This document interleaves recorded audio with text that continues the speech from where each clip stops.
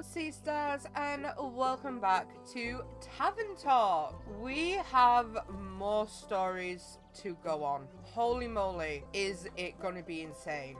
Oh, Jade, welcome back. Was your quest successful? When have I ever failed? Well, you do look surprisingly unbloodied. Also, hello Kumo. Kumo? Who's Kumo? That guy. New name, I'm guessing. No names here. Never had a name. Don't even know what names are. Am I just supposed to go along with that? You're supposed to make me a drink. Then we can talk. Fair enough. What can I get for you? I've still got plans after this, but Onyx is pretty tired. So give me something that'll get her to keep up with my speed, if I let her have a sip. Anything for Onyx. So something with speed, I believe. Let's see, what can we do? Yeah, they're definitely not. That's gonna be... Wait, did I get a new drink? Oh, I did! That will be perfect. Oh, but that would be even more perfect if I had something with actual swiftness. It'll be fine. So we've got intelligence and dexterity. Got it. A drink for Onyx and you. But mostly Onyx. Not too bad. Concerning to see you know me so well. Being a regular does have its perks. So, names? Let's start with the story first. You love those, right? You know what? I'll spare you the details of my journey to Borkham. Though, I didn't miss the chance to make some extra money along the way. Everyone thought I was the right woman for their jobs. They helped me with the quest too. Squeezed a good description of the renegade parents out of some Red Dune merchant who was in a deep dispute with a blue-crowned elephant. I'd love to hear that story actually. Not my problem. Asking a couple of pointed questions got me to the inn the deadbeats were staying at. Problem with people is, can't exactly kill them in broad daylight. With monsters, you'd be thanked for doing so. But with people, you've got to be patient. So, I did what anyone would have done in my situation. I posed as a tour guide, and they believed you? Sure did. Inako was right, your drinks are great for pulling scams. Happy to hear that. I offered them a tour of the nearby wooden sea and led them to an area I knew was shunned by actual tour guides because of the unpredictable tides. Gave them the spiel about how a battle of the Order of Starlight took place there. Yada yada yada. Pretty soon their eyes were glued to some starfish playing in the mud. It was the perfect opportunity to get it over with quickly. Obviously, I wasn't going to kill them just then. They needed the chance to run, but I had to scare them first. I raised my spear right above my head and was about to go for a warning strike when I heard this zinging sound. I deflected the knife that was flung my way at the last second, and it shattered against the ground. All three of us turned and saw this cloaked Echo reaching for another knife. He had his hood pulled up, knives and daggers strapped all over his body. Even the air seemed to go darker around him. Looked like a real shadow bane. I trained under them. Impressive. Those deadbeats thought I was protecting them from him. Should have seen the look on their faces when I said I was there to kill them. I turned back, wanting to refocus on my warning strike, when I was interrupted by a simple stop. It was said in a deep, raspy, incredibly fake voice that sounded like some sort of proper degenerate. Oh, Kumo. Likely, the two bums thought we were fighting about who'd get to kill them. Their approach to such a situation was to immediately try and bribe us. I told them to shut it. They asked me what I wanted then, if it wasn't money or words. So I turned to our little Shadow Bane and asked what he wanted. He just stood there quietly. Can't blame him. There's little scarier than your parents. So you helped him with the decision? Not exactly. I walked over to him and handed him my spear. She said, "This is your choice, make it." It felt like she was passing some of her courage on to me. He stepped forward, my spear in his hand, and took off his hood. He was I'll spare you the details. They recognized him, of course. They had the audacity to act surprised. Surprise is one way to put it. When they talked, they sounded so like they thought I had died. You could have. They left you. I wanted to say something. Anything. Yell. Tell them to get lost. Scream at them for what they had done to me, but all that came out was, why did you leave? Their silence went on for so long.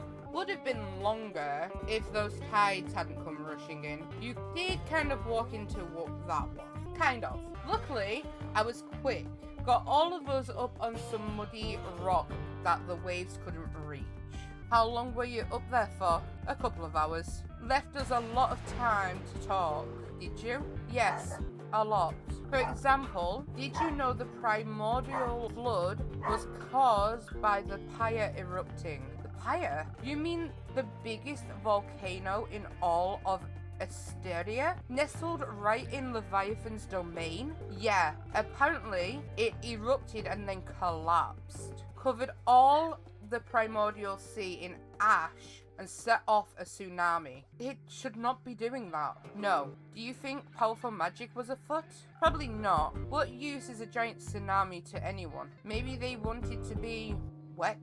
Probably not. Are tsunamis and their causes all you and your parents talked about? No. We mostly talked about the leaving thing. They said not a day went by where they didn't regret what they'd done. I asked why they didn't come back then. They didn't have an answer for that. Mom said she was proud of my knife throwing skills though. I never thought they'd apologize. They owned up to all of it, as awful as it was. I hadn't planned for that. They wanted to make up for everything and be part of my life. They also said it was up to me and what I wanted. What do you want? A family? Is that stupid? No, it's not. So you forgave them? No, not yet. I have to actually see if they mean what they said first. I can't trust them right now. We don't really know each other anymore. Who knows if we'll get along? But they did say they want to get to know me, and I think I might like that too. They're just so different. It feels like I'm angry at people that don't exist anymore. You're still allowed to be angry. Even if they changed, they hurt you. Neither forgiveness nor forgetting is required. It just feels unfair, like I'm harboring resentment for ghosts. But I'll try to be honest with them. I owe that to myself. Plus, Jade threatened to decapitate them if they ever hurt me again. They'd stand no chance. None. Could I have a drink now too? Sure, let's trade. Right. A secret? No, a name. I assume Jade didn't know you as Kumo because your parents didn't call you that. Correct. What did they call you then? I'm not. I'll trade you my name. Just give the guy a drink. Your first name? Those are quite precious to Maheda, aren't they? Very. See it as a secret to trade for. I'm listening. Yulissa. A beautiful name. I don't respond to flattery, but thank you. It's definitely better than mine. Yours fits you. It does not, if you say so. So, not Yulissa, what would you like in exchange? Maybe something that will stop me from choking on my words. In case I have to do more of this emotional thing. I've definitely got something for that. So we want the one with the crown. You know what, let's do Sunny Breeze. Okay, that's perfect. And we want 2 of these. And we need 2 of these. There we go. Here you are. Some fluid, emotional vulnerability. It tastes a lot better than it sounds. Feels a lot better too. Maybe. I still need to call you something else though if Kumo is out. It is. What have you got for me then? I'm running out of names. Jade, can I... Nope. My name? Fine. How about, Dave? You know what? Sure. I'll go with that. I'm proud of you, Dave, for everything you've gone through and for choosing what's right for you. Thank you. Do you need a hug?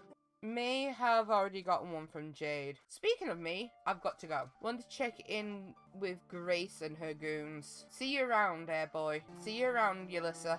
What about you? Care to linger a little longer? I need some time to think all of this over. Maybe even feel it, too. Is Fable back yet? I think Cheesecake would make for a great distraction right about now. No, I thought maybe you ran into them on the way back. I didn't. So, Melly isn't back yet either. No, I'm afraid not. Cool. Great. Guess I'll talk to Salin, your parents. Maybe. Do you think they still love me? I don't know. I hope they do. I hope they'll love you well, but I don't know. I do know that other people love you, and that if your parents fail to live up to what you deserve, you won't be loved any less. I'd like to believe that. Sometimes I just think if even my own parents could leave me, anyone can. Don't measure your worth by the actions of the people that hurt you. Oh, nothing good can come of that. I'm very thankful to have met you. Anyway, I'm also part of the night, or whatever, so I must go. Farewell. See you soon.